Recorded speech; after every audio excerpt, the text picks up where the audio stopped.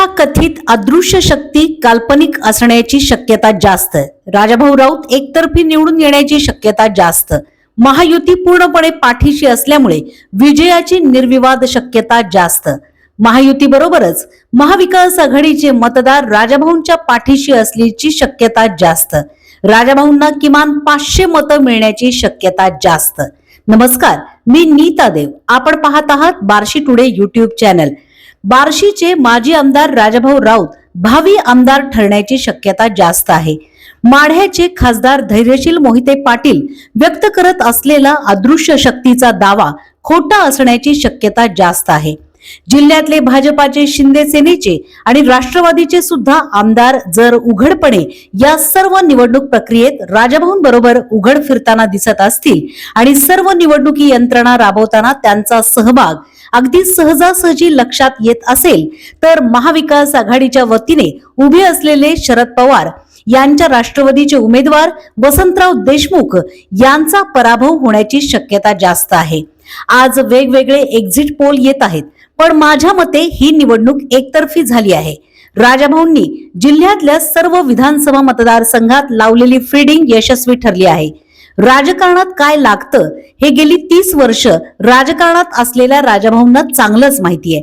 आजपर्यंतच्या वाटचालीत राजाभाऊ राऊत हे ज्या वेगवेगळ्या गुणांमुळे राजकारणात यश मिळवू शकले, त्यापैकी त्यांचा सर्वात महत्वाचा आणि मोठा गुण तो म्हणजे त्यांचं धाडस.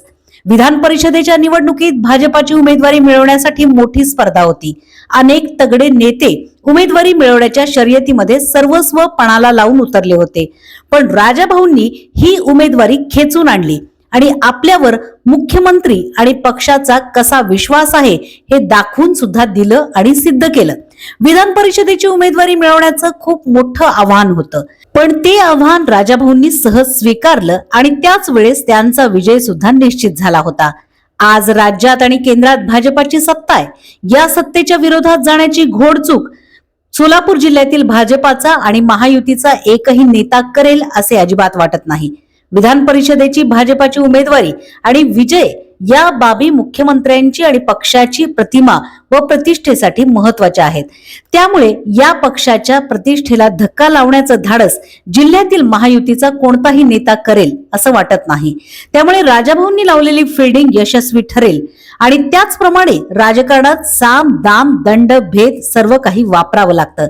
या निवडणुकीत ही सर्व व्यूहरचना राजाभाऊंनी व्यवस्थित लावलेली आहे. त्यामुळेच ही निवडणूक एकतर्फी ठरेल असा बार्शी टुडेचा एक्झिट पोल आहे. आज निवडणुकीचं मतदान झाल्यानंतर खासदार धैर्यशील पाटील यांनी वसंत फुलेल असे विधान केलेलं आहे. तिथं अदृश्य शक्तीचा उल्लेख केलेला आहे, परंतु राजकारणात अदृश्य शक्तीला फारसं महत्व नसतं. राजकारणामध्ये दृश्य शक्तीच पाठीशी लागते.